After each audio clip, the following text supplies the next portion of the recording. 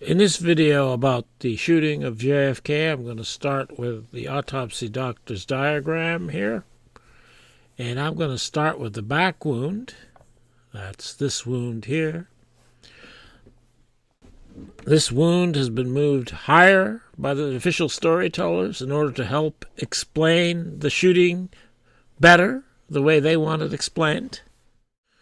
Because they want you to think that the bullet that entered the back came out the throat, which I have marked on the diagram on the left-hand side there with a red dot. So in order to make those holes line up in a trajectory that makes sense, the official storytellers, that is the cover-up, moved the wound higher on the back than the doctor said it was. This, of course, is the magic bullet shot. That is the magic bullet theory, saying the shot came from behind, entered JFK's back, came out his throat, and then proceeded to hit John Connally. So in order to make this work, they had to move the entry of the bullet higher than the doctor originally said it was. But if we look at the president's shirt, we can see that there is a hole in about the same position as the doctor put it on the diagram. So we can be sure that that's about where the bullet entered. That is the lower position, the position that is too low for the official story's magic bullet theory to be possible. And we also have a detailed description of this wound, which comes from two FBI agents, not Navy doctors who don't give detailed descriptions of things, apparently. These two FBI agents, who are obviously not in the official story loop, O'Neill and Siebert, made out this report. See, they made it out 4 days after the assassination. Oh, no. They made it out on the day of the assassination or the night of the assassination. These two FBI agents were present at the autopsy, and this comes from that report. During the latter stages of this autopsy, Dr. Humes located an opening which appeared to be a bullet hole, which was below the shoulders and 2 inches to the right of the middle line of the spinal column. This opening was probed by Dr. Humes with the finger, at which time it was determined that the trajectory of the missile entering at this point had entered at a downward position of 45 to 60 degrees. Further probing determined that the distance traveled by this missile was a short distance, inasmuch as the end of the opening could be felt with the finger. So this means that according to the FBI agents, who were present at the autopsy and who did not know how to take orders from the Navy, apparently, according to them, there was a hole in the back, a very short hole that had a downward trajectory of 45 to 60 degrees, meaning it was fired from an elevated position from behind the president, but also meaning that it was on a downward trajectory at the time that it was in a position in the back too low to be the magic bullet theory bullet. So this is more proof that the magic bullet theory is a bunch of bullshit. And going to the other wound shown on this diagram from the doctor, the autopsy doctor, it's in the back of the head there. It doesn't look very impressive on this diagram. And the official storytellers represent this wound in various ways to make their stories seem credible. Here is a drawing done. This is before the days when any photographs were available. I think it's Ida Dox is the artist's name. This is, I think, the thing that the Warren Commission was looking at. And, of course, you see a photograph of the back of the head there. If you want that photograph of the back of the head to be real, then you kind of have to draw the big wound as being on top of the head rather than the back of the head. And that's what they did. I think this is probably a more accurate representation of the head wound, though probably not perfectly accurate, but it does show something going on around the ear, and the Zapruder film, as well as some witness testimony, does say that something was going on around the ear. And so this would seem to match that evidence better. However, it's hard to imagine that the doctors at Parkland Hospital didn't see this big wound toward the front of the head here, even though they weren't examining the president for that sort of thing. They weren't doing an autopsy, yet they were doctors, and I don't see how they could have missed that. And this is another artist's rendition, which was obviously comes from some publication. I don't know what, or I would credit that publication. And I think this is probably a more accurate representation of the totality of the description of the head wound from the various sources we have. Whether that's actually accurate regarding what happened on Elm Street, I don't know. But I think, and it's hard to imagine the doctors at Parkland would have missed that, or that the autopsy doctor wouldn't have realized the extent of the wound if it was like that. But if you combine all of the evidence regarding the head wounds that we have, or most of it, you have to end up with something like that in order to explain it all. So the autopsy and the post-mortem evidence is a mess, and the shills will use certain details, and there's lots of details, to the autopsy and post-mortem evidence. They will use these details to lead you down dark alleys and dead ends, and you'll never get anywhere with that sort of evidence, which is why you have to go to the photography, because even though the photography has been altered, it is based in reality. That is, there is real photography that has been altered. So you've got a better chance with the real photography, even though it's been altered, to understand what happened than you have with the autopsy and post-mortem evidence, which some of which is not even real. It's not even based in reality at all. And it's also so technical that you get experts expressing opposite opinions. And so if you're not an expert, you can't hope to make sense of that kind of information, and especially if you're following somebody else's lead. That is, if you're reading a book or reading some clown online about his interpretation of bone fragments and that sort of thing, then you can't hope to come to a real answer. You'll only get led down dead ends that you will never emerge from. So you have to go to the photography, even though it is also tainted. And taking a look at frame 328 of the Zapruder film here, if we compare what's seen here with the artist's rendition I just showed, you can see that matches up pretty well if you consider the black spot in blue there, where the Parkland Hospital doctors said they saw a wound. If you consider that is part of the wound.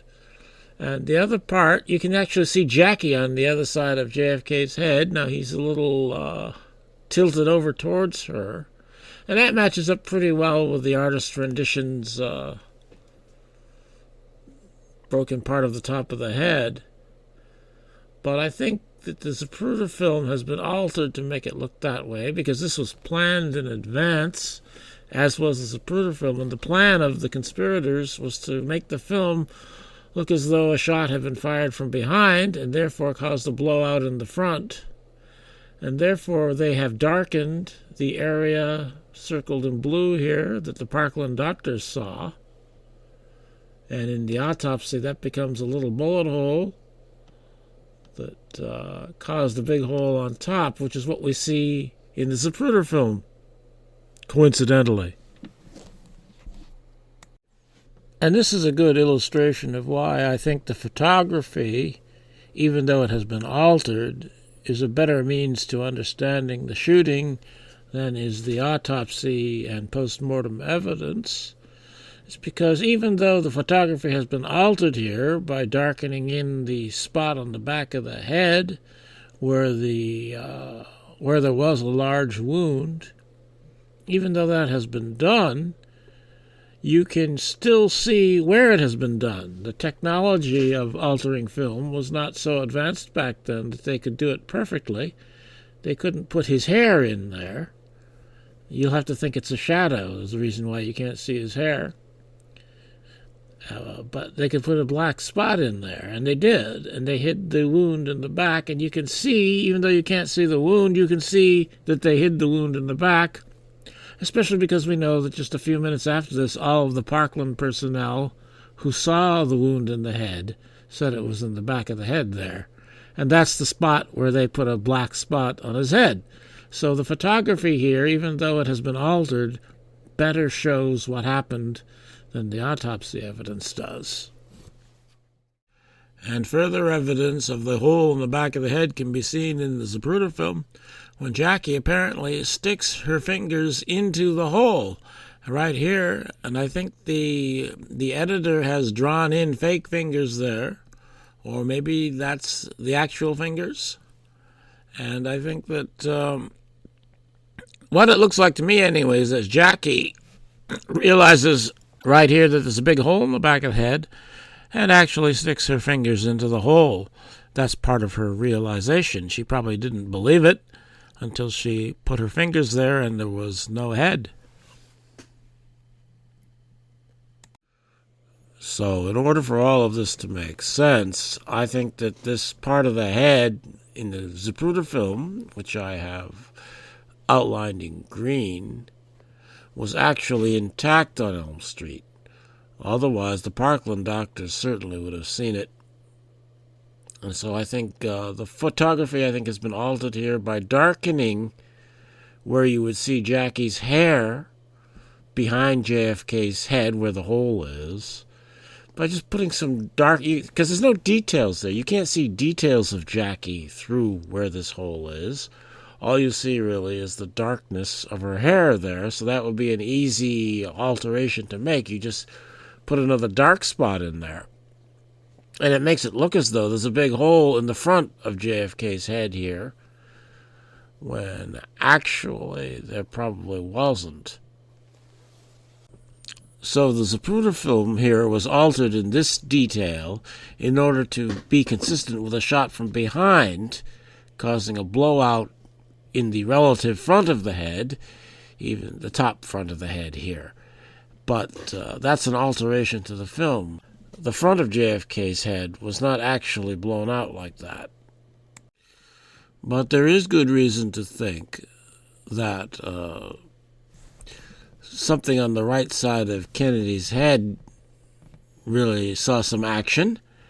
And Bill Newman, in the insert here, I think he's just accidentally pointing to the wrong side of his head when he's describing a wound that he witnessed Kennedy receive around his ear. And I think Zapruder said something similar to this. It's not that I trust these witnesses particularly, but the fact that they both gave this description, a consistent or a corroborating description of a blowout on the right side of Kennedy's head near his ear, I think that probably means it's true. And also we see something of that in the Zapruder film. What we see in the Zapruder film here, I have circled in blue. That could be fake in the Zapruder film, but that would be a little harder to fake because there's more matter, more detail to fake. It's not simply adding a dark spot. I think this is probably real, and there's an explanation probably for why the doctors at Parkland Hospital didn't see this. So, I guess I should get to that explanation. And the explanation is that Clint Hill, the Secret Service agent who had been riding in the follow-up car and jumped into the presidential limousine after it was too late to do anything to save the president, can be seen in this photograph on the way to Parkland Hospital working on the president's head. That is, he's doing something at this moment. He's doing some kind of detail work on the right side of JFK's head. And here I've circled JFK's head in red, including Clint Hill's right hand. And the back of the head basically is towards the camera here. And Clint Hill is working on the right side of the head. In blue, I have circled the foot.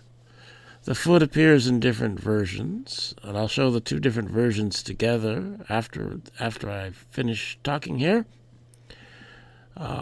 This is actually JFK's left hand sticking out, or sticking up from the seat, and that is how you can be sure that what we see Clint Hill working on is JFK's head. Though the shills and idiots will argue that these are other things, the shills and idiots will argue that that's actually a foot. But the reason I know it's not a foot is, for one, it makes sense in what Clint Hill is doing to JFK's head, that that's JFK's hand. But if you think it's JFK's foot, then you cannot think that's JFK's head. Therefore, they want you to think it's JFK's foot, and that's why it has been altered to look like a foot. And there are two different versions of this photograph, and I've inserted the other version here. I got this from the Mark Lane film, Rush to Judgment, on a YouTube video. But this is the more common version of the photograph. And you can see that the shoes are different. This is a more refined version of the shoe. A better artist, I think, did this other version here that I've just added. But they're two different alterations to JFK's hand in order to make JFK's hand look like a foot. And the reason they did that was because if you saw JFK's hand there, you would realize that Clint Hill is working on JFK's head, and you would wonder why. And the reason Clint Hill is working on JFK's head is because he's hiding the nature of that front wound there, and that explains why the doctors at Parkland Hospital never saw this wound on the right side of JFK's head. Even though they weren't doing an autopsy, they certainly would have noticed that wound if it had been open the way that we see it in the Zapruder film, and the way that Zapruder and Bill Newman described it. The doctors at Parkland Hospital certainly would have seen it. And the only explanation that we have evidence for why they didn't see it is that Clint Hill fixed it up so that it wouldn't be seen. And it might have been relatively easy to fix up because there's hair there, and the hair would help hide the wound, and whatever Clint Hill did to it to make it... he must have put it back together and sewed something in or something. I don't know what he did, but he's obviously doing something there on the ride to the hospital. And obviously, he was prepared in advance to do this. So this had been the plan. That is, they knew in advance that they were going to have to fix up JFK's head so that the Parkland doctors wouldn't see something. And maybe they didn't have to hide this. Maybe it would have made a better story if the Parkland doctors had seen it, because they did use this in the official story. But at the time, maybe Clint Hill didn't know that, and so he did what he thought should be done, and that's why the Parkland doctors never saw this wound that I think was really there. Now, after this photograph had been altered to make JFK's hand look like a foot, the official story became that that was JFK's foot, that the final shot had caused him to flip over and lay on his stomach on the seat of the car, and with his foot, and this is that is a left foot, so that will be his left foot hanging out over the edge of the car. And here from the movie Rush to Judgment, Sam Holland, for some reason, is reciting this official story. And And did you see the effect of the next bullet which struck President Kennedy? I saw the effects of the next bullet that struck the president.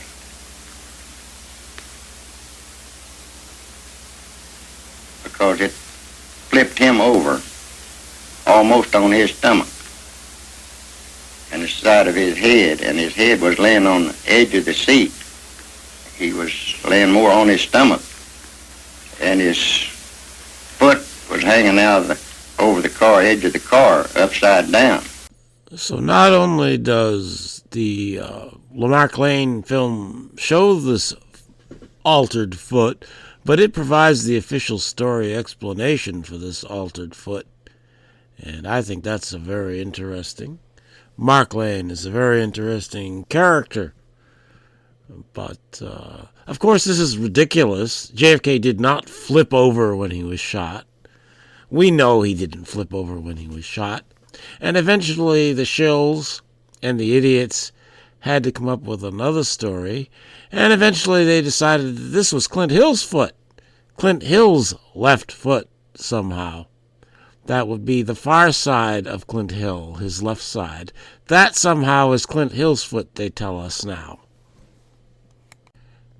And this was a natural change of the story for the shills and idiots, because there is photography that does show that Clint Hill's right foot was up in a similar sort of position. But if we compare the two, we can see clearly this is not Clint Hill's right foot. In the photograph with Hill working on the head. And it's hard to imagine that that could possibly be the foot on the other side of him. It doesn't look like it would hang out that way, but clearly, if you look at the supposed foot itself, or the shoe, it looks like a left shoe. So this would have to be somebody's left foot. And I don't think that could possibly be Clint Hill's left foot. I think his leg would have to be very long indeed for it to do that, with his left knee supposedly on the seat of the car. And I don't think that's a possible explanation, but it's good enough for the shills and the idiots, for some reason. But it's nobody's foot. It's JFK's hand, and it was altered in order to hide the fact that Clint Hill is working on JFK's head, because if we knew that, then we would know that this was an inside job. So my conclusions from the evidence is that we have 4 real wounds on JFK that need to be explained. One in the back, which is too low for it to have been the entry wound for the throat wound exit. Of course, the throat wound itself has to be explained because it wasn't caused by the same shot that entered the back. And then the back of the head wound that was seen by all of the doctors and medical personnel at Parkland Hospital who offered a description of the president's wound. And also this side of the head wound that Clint Hill is fixing up here in this photograph of the limo on the way to the hospital. And I'm going to explain these wounds in the shooting of the president. And starting here with the first shot, throat shot, it's pretty easy to determine when that wound occurred.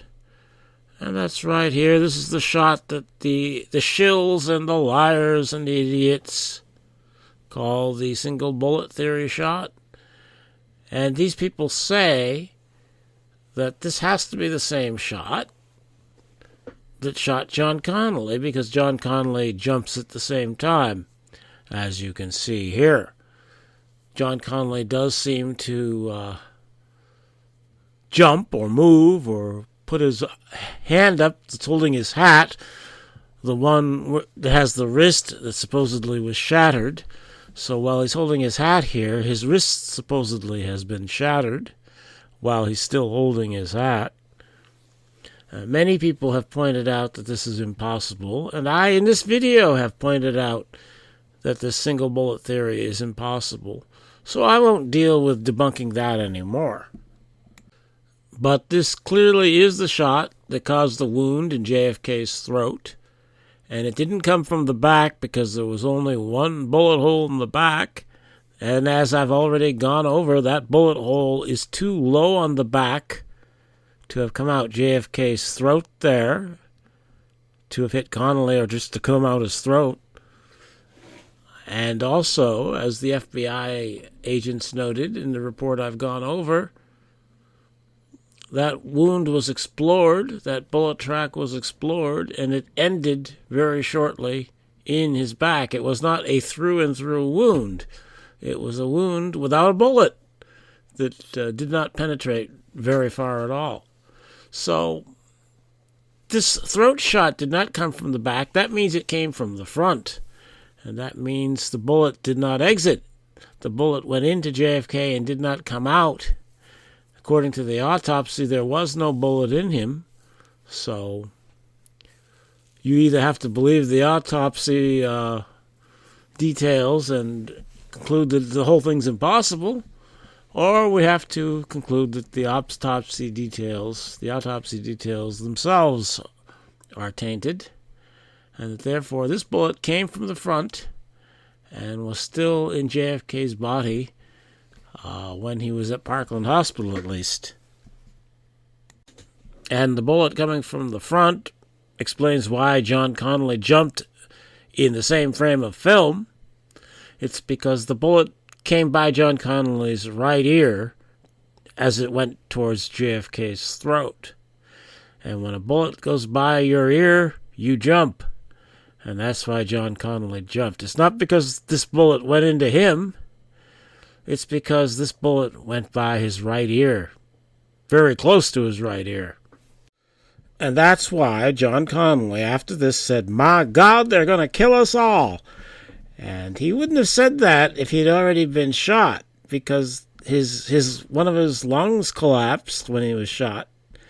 And I don't think he'd be saying anything if he had just been shot. He would just be dealing with the fact that he'd just been shot.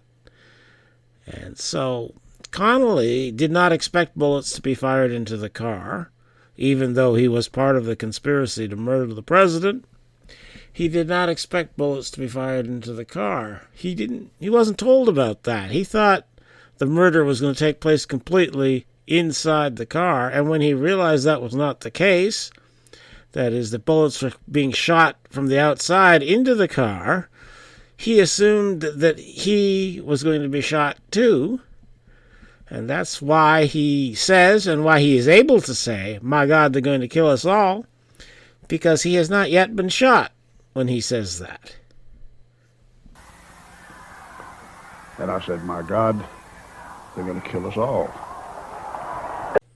The shooters in Dealey Plaza were very close. They could pick their spots on the president. And presumably they're trying to kill him, right? They're shooting at him, and he ended up dead. So why would anyone bother to shoot him in the throat? That's not a mortal wound. Why would they shoot him in the throat? There's a reason why they shot him in the throat. This is frame 224 from the Zapruder film. This is where we can first see JFK coming out from behind the Stemmons sign in the Zapruder film. And we can see his hands there.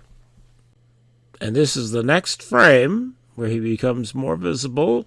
And his right hand actually moves down here. But notice when he's shot in the throat, there's a sudden movement upward. So frame 226 here, the third frame I've shown, is the first frame in which he's actually reacting to the throat shot. And then his arms go up in that funny way that we've all seen. So if JFK is first starting to react to the throat shot in frame 226, then what is he doing in frame 225 before the throat shot?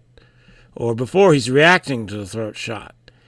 He's obviously already reacting to something, but it's not the throat shot. He's reacting to something that happened before the throat shot.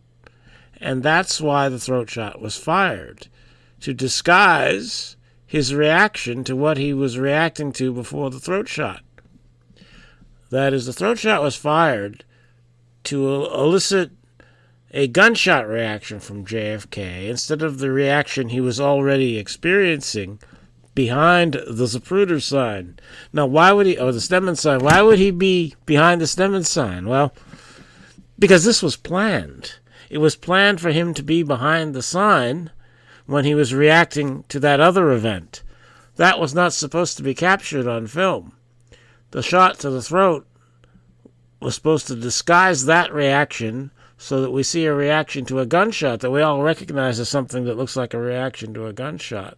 But if something else had been done to him behind the sign, we wouldn't have seen it, and we see only the reaction to the gunshot, except in frame 225. We see him already reacting to something else.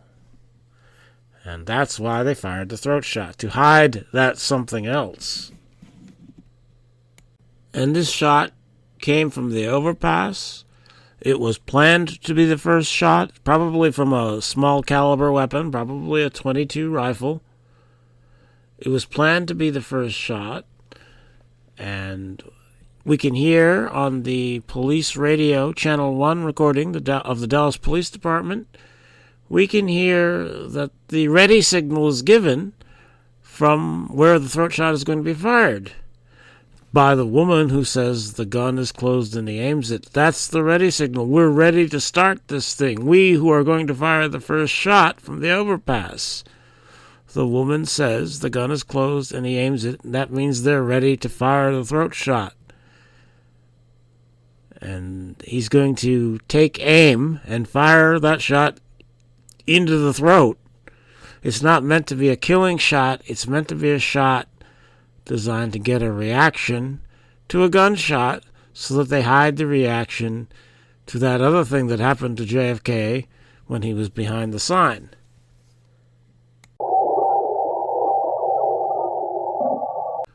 And the overpass shooter was signaled for the throat shot by the dark-complected man.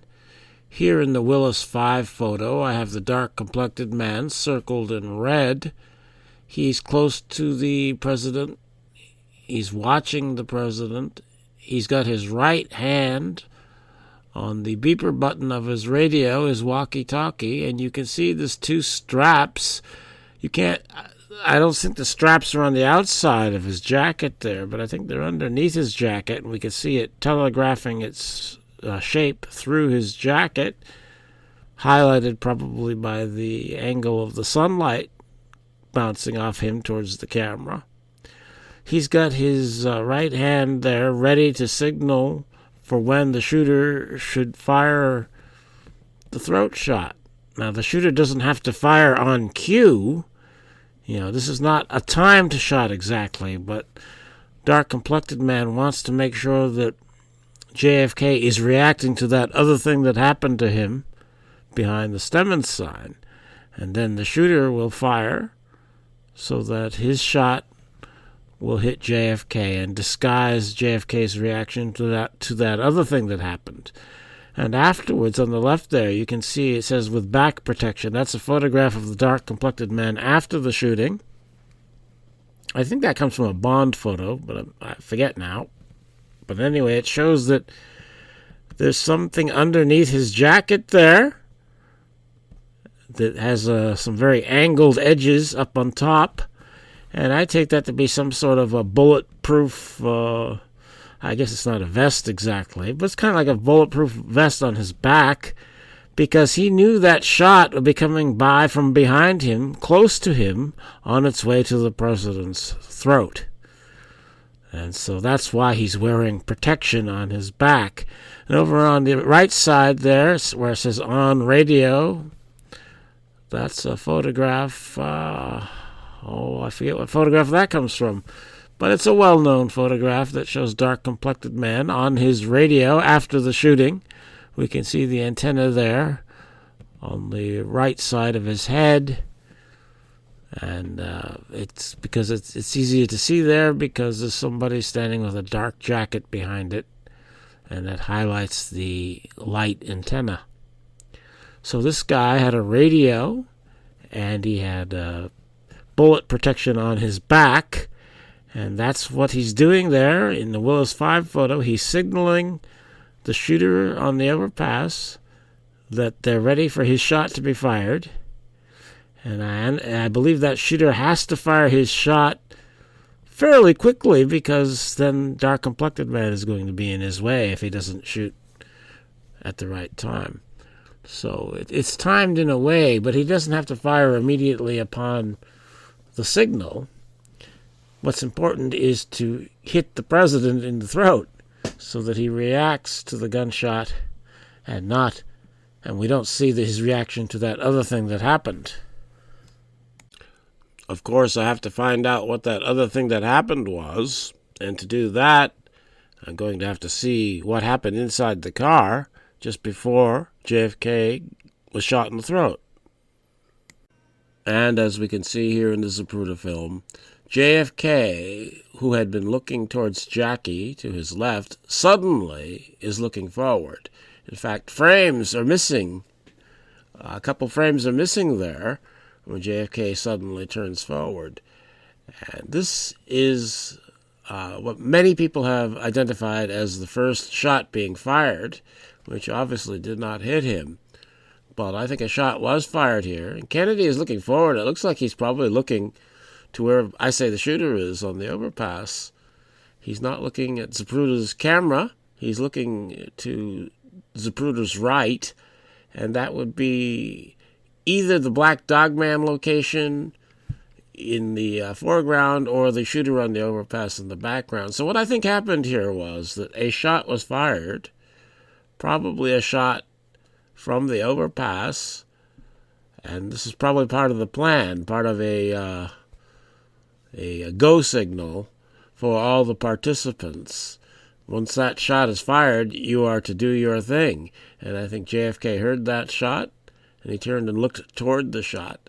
And that's what we see here in frame 162. And another person can be seen to be reacting to this shot. And it's John Connally sitting right in front of JFK there. John Connally reacts by looking to his left. He does the opposite of what JFK does. John Connally starts off by looking he's looking to his right, and then he suddenly turns and looks to his left at the sound of the presumed shot. So John Connally seems to be taking a signal from this shot. And this is the Croft photo taken at that same moment when JFK had suddenly looked forward and John Connally had suddenly turned to his left.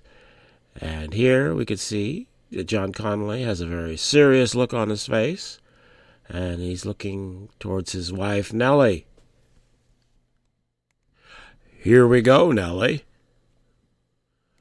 And back to the Zapruder film, Connally turns back to his right, and you look at see his collar and his necktie there. You can tell that he's actually turned his body to the right. He hasn't just turned his head to the right. He's turned his entire body to the right. He's essentially pointing his right shoulder at JFK, which is kind of an odd thing to do when you're riding along in the car.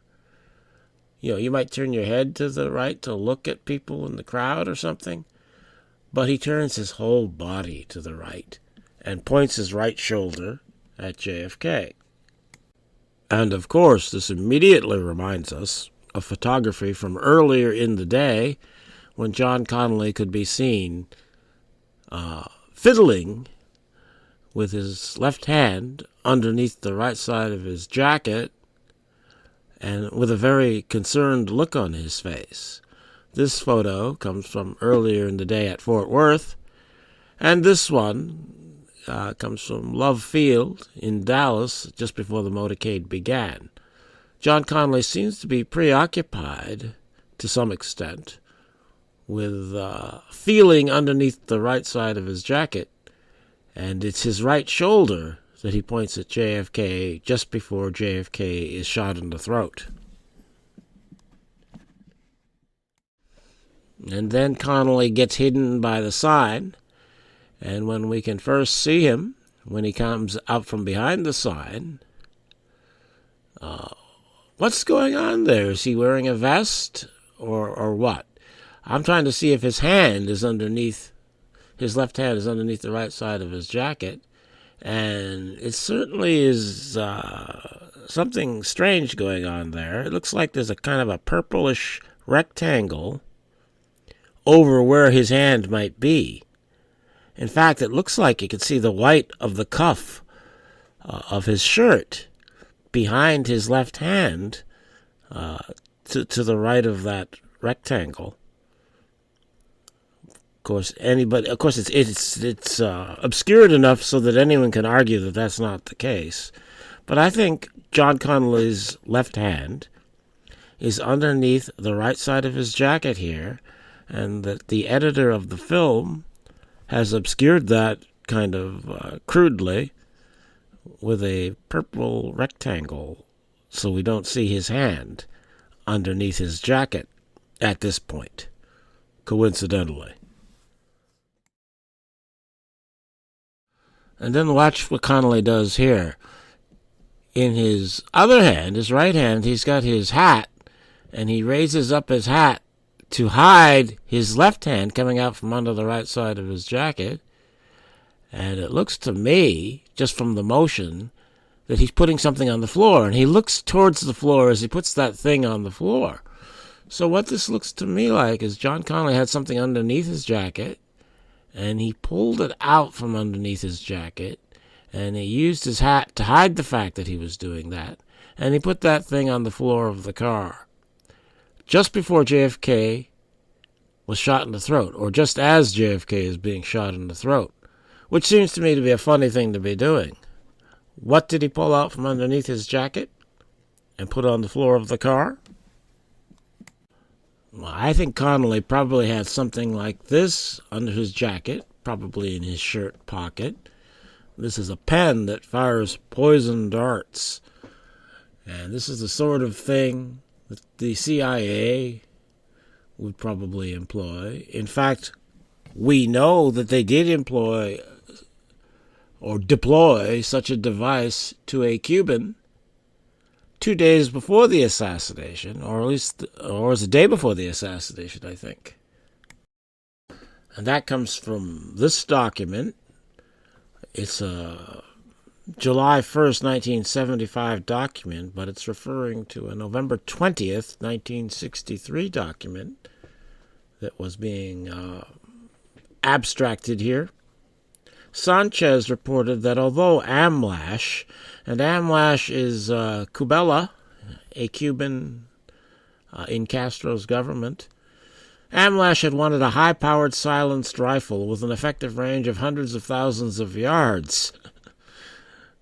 Hundreds or thousands of yards. He decided finally that he knew, as doctor of medicine, that we could devise some technical means of doing the job that would not automatically cause him to lose his own life in the try. Here they're cultivating some Cuban official who wants to assassinate Castro. Samuel Halpern and Sanchez requested assistance from Dr. Edward Gunn of the CIA Office of Medical Services. On November 20th, 1963, 2 days before the assassination, they told Gunn that the device for administering the poison, a ballpoint pen rigged as a hypodermic syringe, had to be ready in time for Sanchez to catch a plane at noon the next day, the day before the assassination. The next day, Gunn delivered to Sanchez a pen capable of injecting a poisonous insecticide known as Black Leaf 40. Now, this is not exactly the same device that I'm showing here. This is a pen that shoots darts, and I got this document from the John Armstrong archive. It's obviously a catalog from later than the assassination, but so this doesn't prove that the CIA had this thing on the shelf ready to go for the assassination, but this is the way the CIA thinks, and I think they probably had something like that already back then. And I think that Connolly had something like this under his jacket, that he had a poison delivery device, probably made up to look like a pen that probably fired a little poison dart. And that's why he's pointing his shoulder at JFK just before JFK gets shot in the throat. It's because Connally is going to shoot him with the poison. That poison is going to doom Kennedy. He's going to die from that if he doesn't die from anything else. So they know Kennedy is going to die once that poison gets in him. And then Connally pulls this device out from underneath his jacket and puts it on the floor of the car. And here, frame 225 of the Zapruder film, Connally seems to be looking directly at Umbrella Man. And I think that's what makes me think that probably Umbrella Man's purpose here was to signal Connally, or remind Connally perhaps, that when he is to take that device out from underneath his jacket.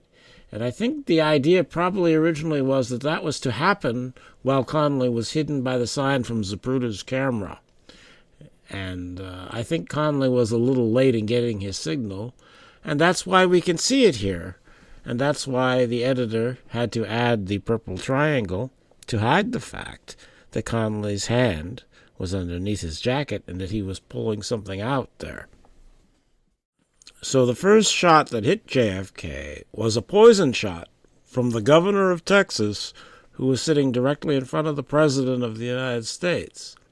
John Connally shot poison into JFK, and then the throat shot was fired in order to disguise JFK's reaction to the poison shot. You can't have JFK reacting to a poison shot on film when you want it to be a gunshot, because at least it appears, I mean, I haven't conducted experiments on this, but it appears when JFK first appears from behind the sign that he's having a reaction, but not to a gunshot. And I think they planned to make it look as though he was reacting to a gunshot, and that's why the shot was fired from the overpass. It wasn't to kill him, it was to elicit the reaction you would expect from a gunshot, rather than the action you might expect from poison. If you get the idea. So that explains the wound to the throat. It looks like I'm going to have to explain Governor Connally's wounds too, in order to explain everything that happened to the president. So I'll go to that now, or the first time Governor Connally was shot. Now, of course, the ridiculous single bullet theory is the official story's explanation of Governor Connally's wounds. They're saying that the shot that entered JFK's back at an impossibly low position for this to be true went through Kennedy's throat and into John Connally's back, and then came out John Connally's chest and went into John Connally's wrist and smashed his wrist bone, and then exited the wrist and went into his thigh. That's what the official story says, and as I've already proven, and dozens of other people have already proven, that's complete bullshit. It's impossible. It was made up in order to cover up what really happened, and we don't need to waste time on that. Now, on this official story diagram of John Connally, there's red marking all of the wounds, but I've got two pointed out here with a 1 leading to them to indicate that this is the first shot. This is the shot I'm talking about now, the first shot that hit John Connally, which was not the same shot that hit JFK in the throat. It entered his back, where the diagram on the right shows the red spot, and it exited his chest, where the diagram on the left shows the red spot. And this is Dan Rather after allegedly viewing the Zapruder film, and in this section of the video he describes how he saw Governor Connally being shot. Governor Connally in the seat right in front of the president. And by the way, the governor had his suit coat open. His suit was not buttoned. Perhaps he either heard the shot or somehow he knew that something was wrong, because The picture shows just after that first shot hit the president. The governor turned in something this manner with his right arm outstretched back toward the president, as if to say what's wrong or what happened, or to say something, and exposed the entire white front shirt of the governor to the full view of the assassin's window. And as the governor was in this position, and President Kennedy behind him was slumped slightly over, a shot clearly hit the front of Governor Connally.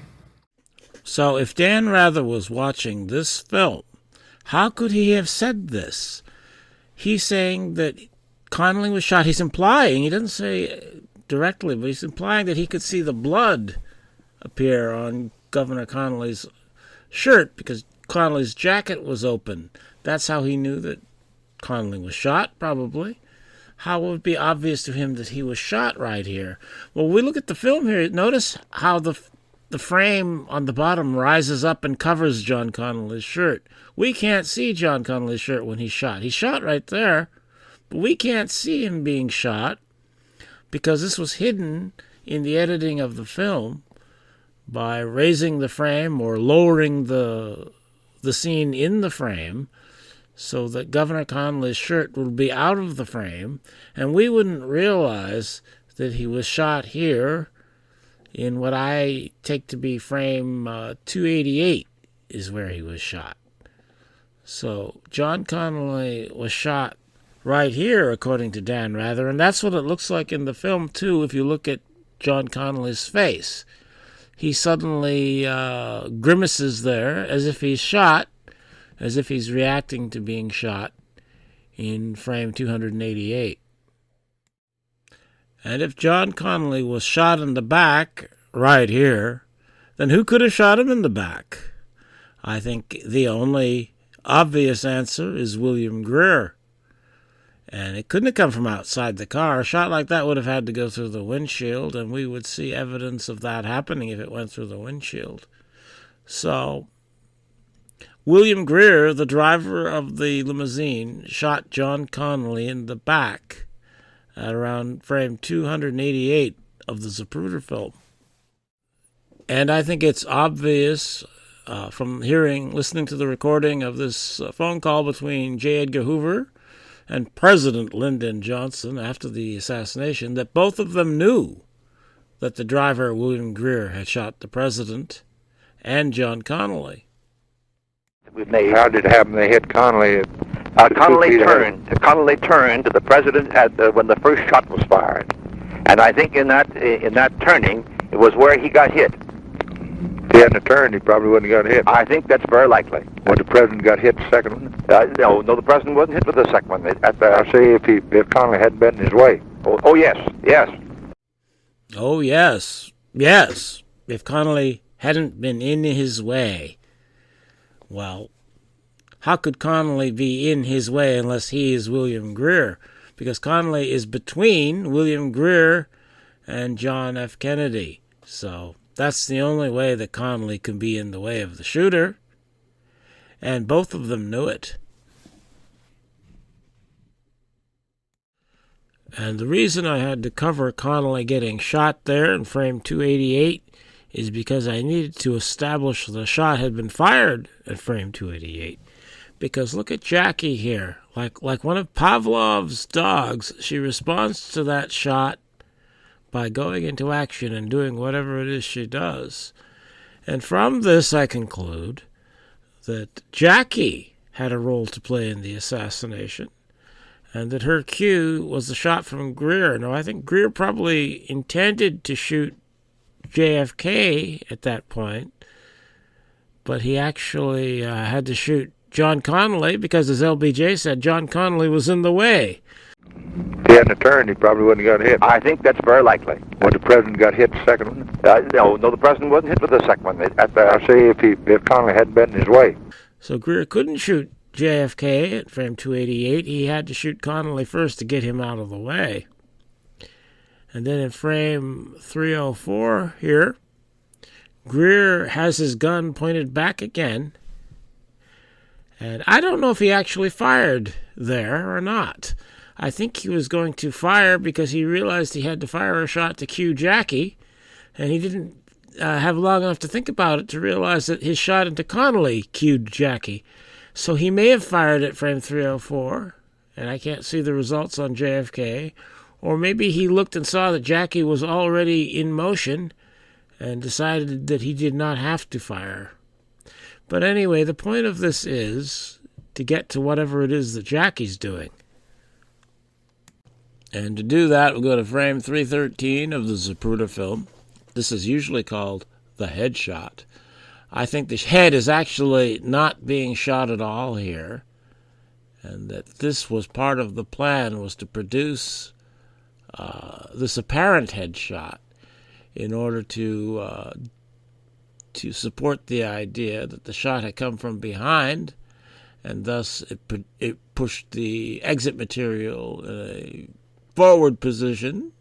It's not really forward exactly, but it's more forward than backward. And I think that was the plan here, that they were artificially producing an effect here which would make it seem as though the shot came from behind so that they could blame Oswald for this shot. And let's bump ahead here to frame 316. And this, the third frame after the apparent headshot, shows what appears to be a face. It looks like the editor drew in a face, looking downward towards JFK, a kind of sad-looking face. Now, one could argue that maybe that's just some magical thing that just happened coincidentally there. I don't know. But I think the editor drew in a face. And under the magical face is what appears to be a little puff of smoke. And it's weird that I think that there would be a little puff of smoke right there above Jackie's head. And leading to the puff of smoke from underneath, there appears what looks like a motion trail. Like this puff of smoke was moving very quickly, and throughout the frame of film, moved approximately the length of that blue line I drew in. Either that or it's trailing more little puffs of smoke, I don't know. But the straight line of the motion trail, as I call it, implies a trajectory for that puff of smoke. That is as if there is a barrel, like the barrel of a gun, but maybe not a gun, underneath there, hidden under JFK, that produced this puff of smoke and this motion trail behind it. And this is 3 frames after the apparent headshot. And if we compare this to the trajectory of the apparent headshot, it's exactly the same. It's in exactly the same position relative to Jackie's hat. JFK has moved backwards by whatever happened here, but that trajectory line in frame 316 is in exactly the same position relative to Jackie's hat as the apparent headshot trajectory line is in 313. And what this implies to me is that the apparent headshot trajectory and the magical face trajectory there, both of them are the result of the same device. That is, whatever created the trajectory in frame 313, which provides the apparent exit material for the headshot, also is providing the trajectory here for the apparent puff of smoke. And I think what this means is some kind of device underneath JFK which has produced both of these. And I take 313 to be the shot, as we'll call it, though I don't think it's a gunshot exactly. I think it's something else.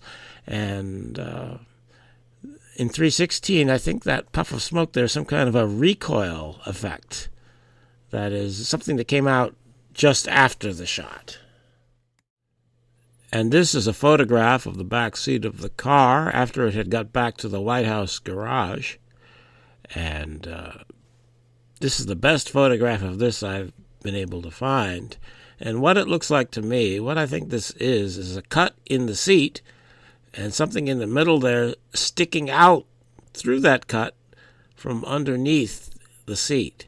So I think there was a device that had been installed under the seat right next to JFK, and that it was used in the assassination to produce this apparent stream of exit material at the front of JFK's head in order to be able to argue that the shot had come from behind, and that every shot fired on Elm Street actually was fired from in front.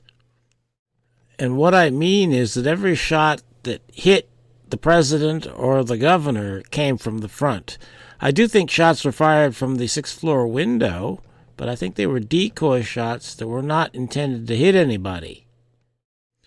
But they wanted to make it look as though the shot came from behind because they wanted to blame Oswald for shooting from the sixth floor window of the Texas School Book Depository as a lone nut.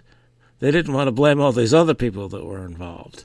They wanted to just put it all on Oswald. So they wanted to make it look as though the shot had come from behind. And I think they had this thing here, and I'm calling it the cannon of gore, because I think it was a device that somehow was loaded with material that was expelled out, that Jackie actually was controlling, or had set this device, had taken this device, probably cut the seat and pulled the device out and aimed it, and that when that thing was activated, it shot out the exit material we see in frame 313 of the Zapruder film. And I think what's sticking out of the seat here is not the complete device. I think that's probably a hose leading to wherever the reservoir was for the material that was shot out, and that originally, or during the assassination, a nozzle or something was connected to that. And I think that nozzle was disconnected at Parkland Hospital, and that this boy here at Parkland Hospital, carrying a bag with something in it, obviously, he's carrying it away from this police area, and I don't see why this boy and a bag would be in the police area. I think in the bag someone has put that nozzle or whatever it was, and that the boy here is carrying it away from the car to somebody, I don't know who presumably was involved with the assassination and whose job it was to get rid of it. Of course, that's a bit speculative.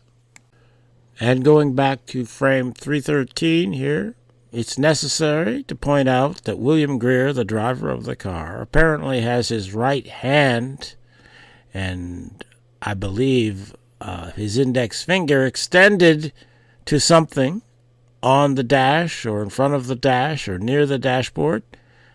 And I believe he's pressing a button at the very same time that the apparent headshot occurs. So that needs to be explained, doesn't it?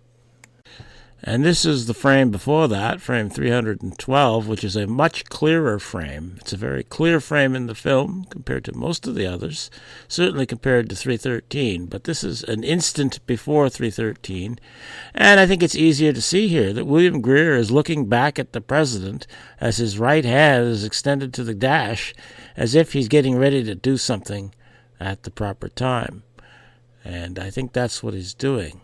Though I don't think he activated the device, the cannon of gore. I don't think he activated that. I think Jackie's motion here activated that, because the way, you look at her shoulders, they're going down, and right as they're going down, it's as if she's pressing a plunger or something that activates the cannon of gore. So I think Jackie did that, but that William Greer here is doing something else, which has to be coordinated with what Jackie is doing. And to get to that something else, I'm going to go to the Nix film. And first I'll just play the Nix film as it was presented by Robert Groden in his VHS or DVD, which included all the films. And you'll hear the wonderful Mr. Groden's voice in this clip. On these optically enhanced blow-ups, the tilt has been corrected. The car is now traveling at the correct downward angle. And I have produced these versions of the frames of the Nix film from that film. And I haven't inserted anything here. I have made adjustments to contrast, brightness, and of course I've also zoomed in. And I'll just play that sequence here.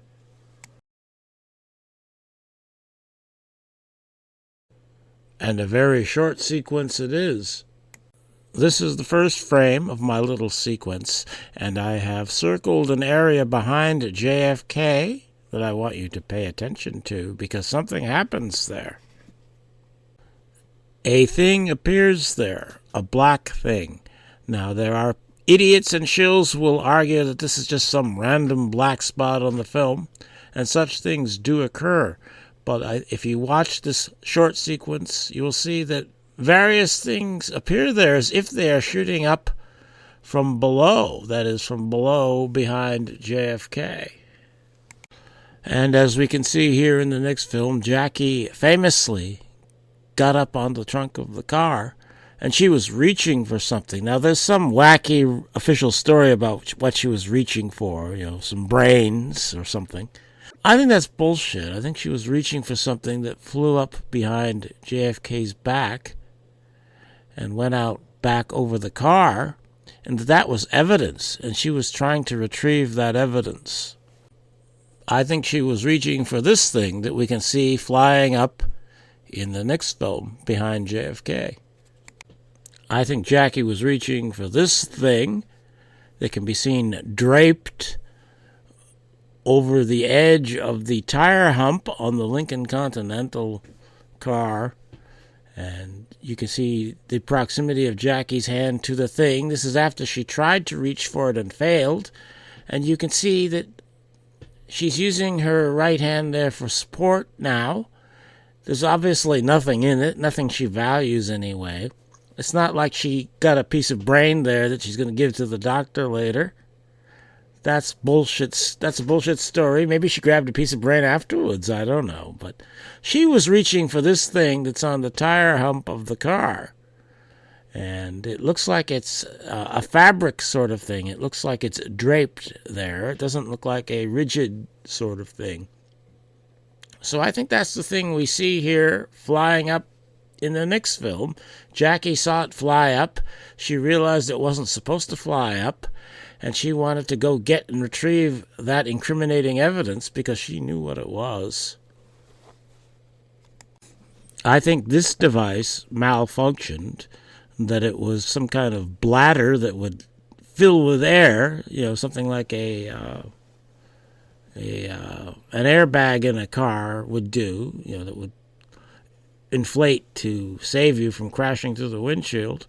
Well, obviously a much smaller thing, but something that would inflate with that sort of rapidity, and that it malfunctioned and it broke into pieces. And that's what we see in the next film. We see this big piece first, and then we see little pieces coming up after it. And I think it malfunctioned, and I think that probably William Greer activated this device so that it would activate at the same time that Jackie's cannon of gore was activated. And I think the purpose of this was to inflate quickly and push JFK forward, which would imply a shot from behind, but that it didn't work. Now, if this device had been secreted into the seat, then one would be able to see damage to the seat in that area that would be directly behind JFK's back. And yet this photograph, which shows the damage to the seat where I say the cannon of gore came from, shows no damage behind where JFK was sitting. So apparently this device was not inside the seat of the car. However, JFK very famously, or perhaps not very famously, wore a back brace, as we can see here in this very inspiring photograph of him, with God knows who that would be. And this is the back brace that JFK was wearing at the time of the assassination. It's official evidence. Well, what do you know? And there does appear to be some damage on it right there, perhaps even with some powder burns around the margins of that hole. So I think that somehow this airbag, or whatever it should be called, was put into JFK's back brace without his knowledge, and that somebody put this back brace on him.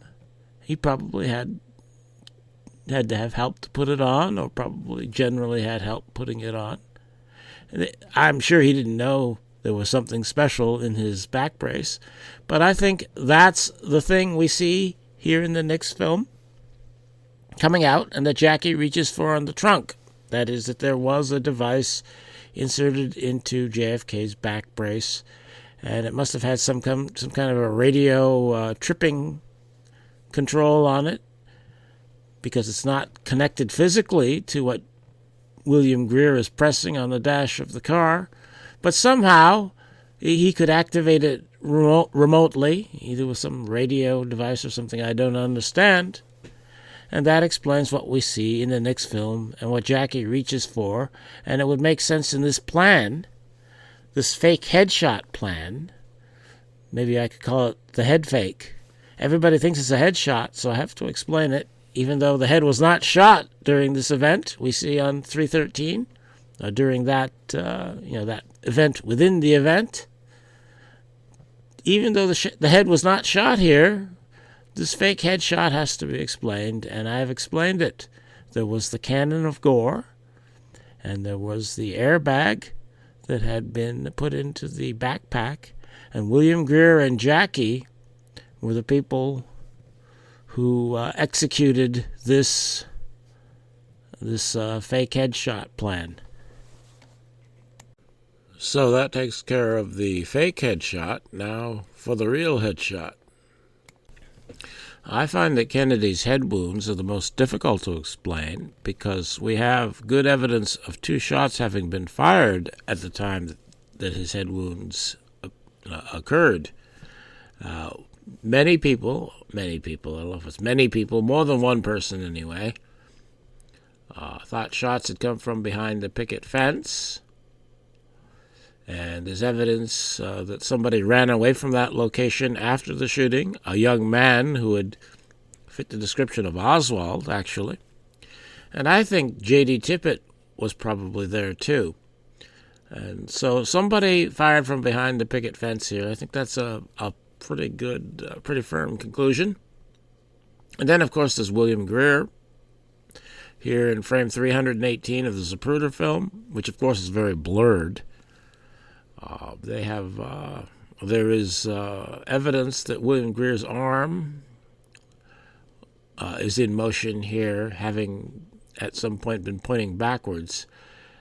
And so, and of course, William Greer had the best position to shoot from. He was the least likely to miss from his position, I think. So I think we did have 2 shots fired, but I think perhaps only 1 shot hit JFK's head. And to try to sort this out, I'm going to go to the Warren Commission testimony of Bobby Hargis, who was a motorcycle officer riding on the rear left-hand side of the car. As you can see in the Mormon photo here, I circled him. He had a pretty good view of it. And I think his description of the headshot is the best verbal description we have. And then as the president raised back up like that, the shot that killed him hit him. So what Hargis seems to be saying here is that his perception was that 1 shot hit the president's head, and that shot hit after the president came back up. So the president had been down, and then he came back up, and then the shot hit his head, the shot that killed him. So looking at the Zapruder film here, we can see that Kennedy is down, and then he raises back up with the fake headshot. The cannon of gore, I believe, pushed him up, or maybe the cannon of gore cannon of gore combined with the airbag in his back brace. Perhaps the action of one or both of these caused Kennedy to raise back up.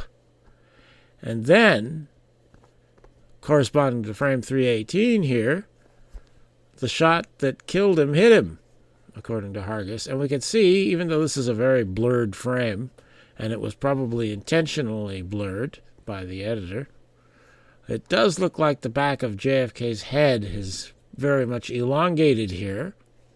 You can't be sure whether that's caused by the brains coming out or whether it's caused by the blurring of the frame.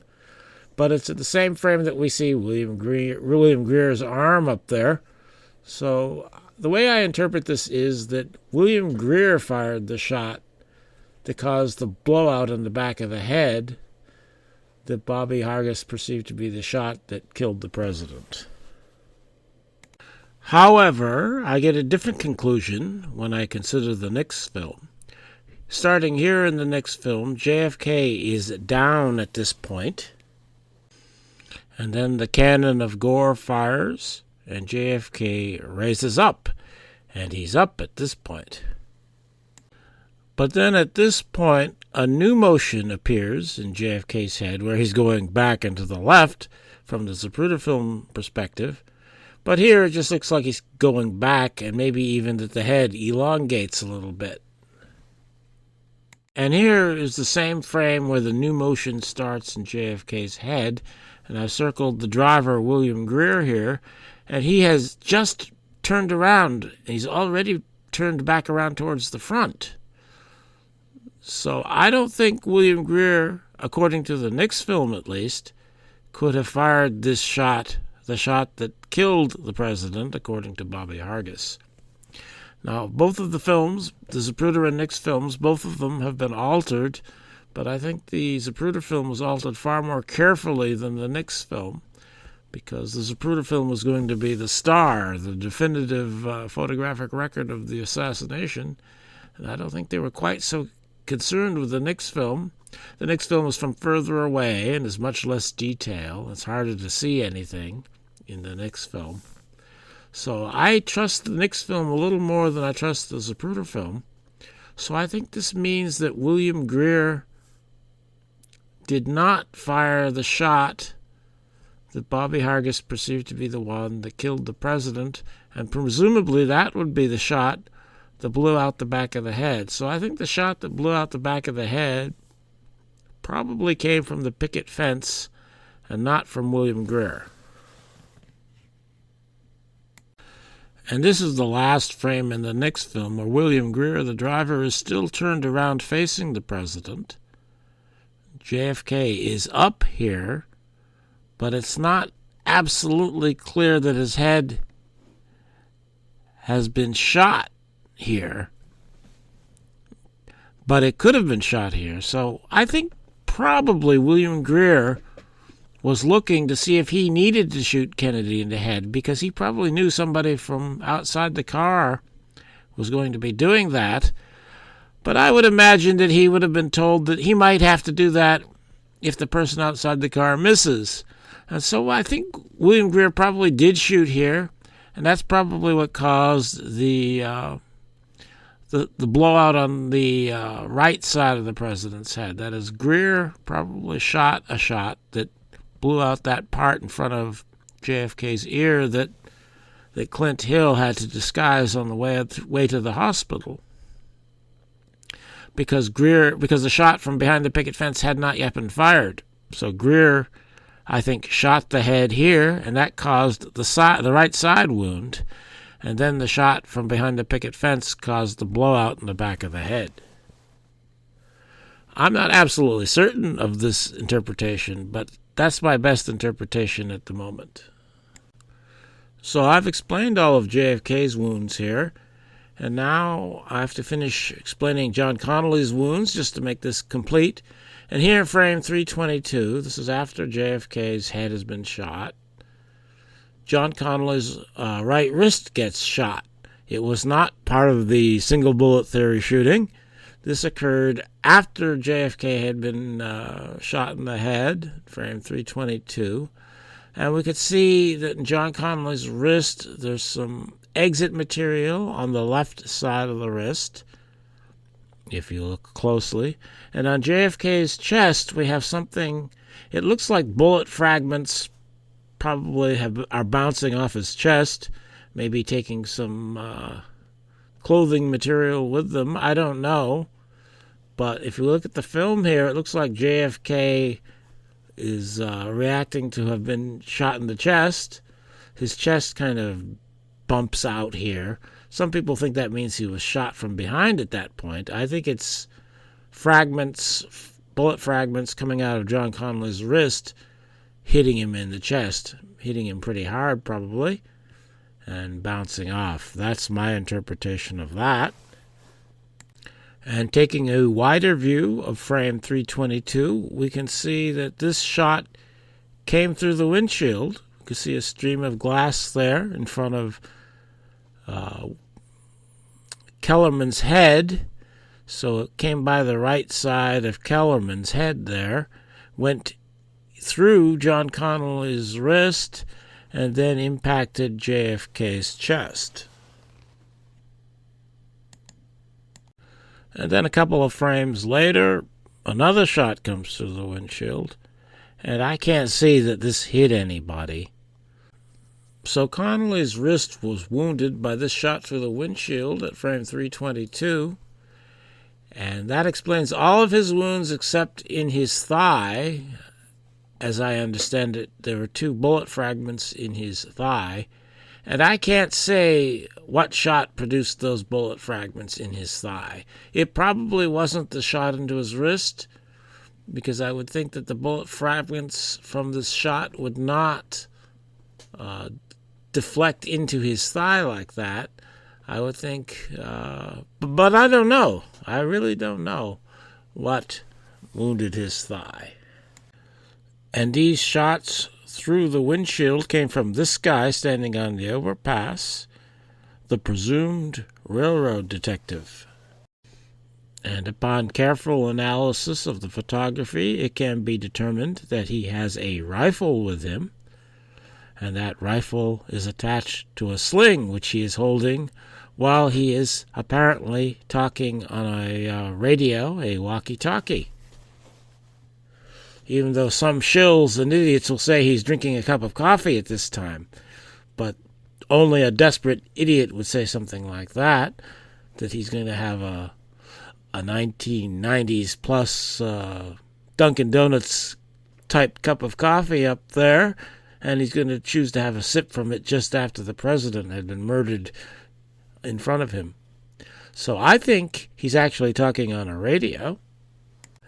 And this is at about the same time that dark-complected man was photographed, talking on his radio and looking up towards the overpass.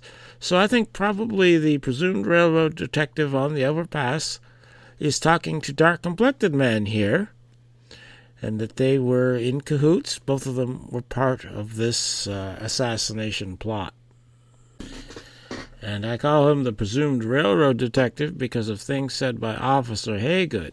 Officer Haygood is the police officer in the photograph who's looking directly at the shooter. And according to Haygood's Warren Commission testimony, which I have excerpted here, Mr. Bellin asked him, "Did you talk to any people over there or not?" And he's talking about the railroad yard, and technically the overpass here is part of the railroad yard. So it gets a little confusing if you don't realize that. But anyway, Haygood says, in the railroad yard, I talked to one of the, I presume to be a railroad detective that was in the yard. Had he been in the yard before or not? No, he was just coming into the area after I was. This apparently is a lie, to judge by the photography. He was coming into the area after the shooting? Yes. Did he say anything to you that you remember? Nothing that I remember. And that's that. And in a latter-day interview, Officer Haygood said this. There's a lot of people was looking and pointing up at Triple Underpass. The only person that I seen that I recognized as being a railroad detective. There was nothing else in the yard. There was nothing else in the yard, and there he is standing right where the railroad detective was. And so Officer Higgin went up there, saw this guy with a rifle that he knew to be a railroad detective, and that was that. It's never mentioned again. I almost forgot this wound here, the first one I pointed out in the video. This is the wound in JFK's back. Now, as you may have noticed watching my video, I have said that all of the shots came from the front, and yet there's a hole in JFK's back, so I have to try to explain that. This is the hole spoken of by the two FBI agents who were at the autopsy. As I read before, this opening was probed by Dr. Humes with the finger, at which time it was determined that the trajectory of the missile entering at this point had entered at a downward position of 45 to 60 degrees. Further probing determined that the distance traveled by this missile was a short distance, inasmuch as the end of the opening could be felt with the finger. So, while they're not saying exactly how far in it was, we're apparently talking about an inch or two distance inside the back that this hole represents at a 45 to 60 degree angle. So clearly the implication is that this was a bullet fired from above, but 45 to 60 degrees is too much of an angle, actually, for it to have been fired from the 6th floor of the Texas School Book Depository building. When shots went into JFK, he was so far along that the angle would have been much less than that, more along the lines of 15 degrees, I believe, though I don't fuss about the exact measurements of that sort, but certainly 45 to 60 degrees is way too much.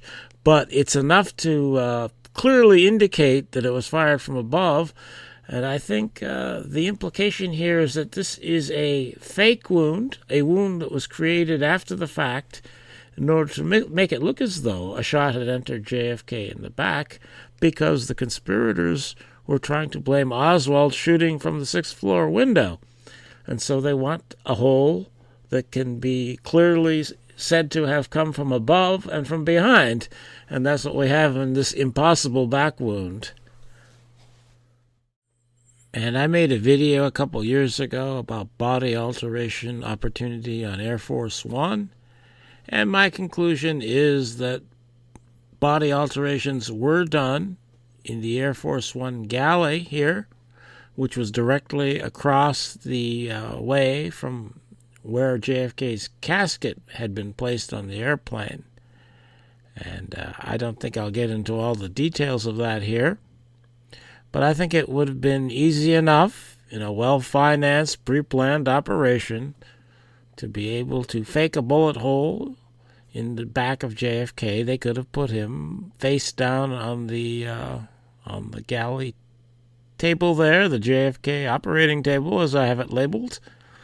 They could have had some device rigged, kind of like a chisel with a bullet on the end of it, and they could have hammered the back of the chisel into JFK's back and produced their 45 to 60 degree angle hole. You know, some Secret Service clown, maybe Clint Hill, but I don't know that he did that. But some clown could have done that, making sure that it was at a steep angle so that it would be clear that the shot had come from above, not realizing that the actual angle couldn't have been that steep. And I think that was probably done, and perhaps some other alterations were made, and perhaps the bullet that was shot into the throat was removed in the galley on Air Force One. Okay, I think that covers everything. Everything I wanted to cover. The shooting of JFK and of John Connally.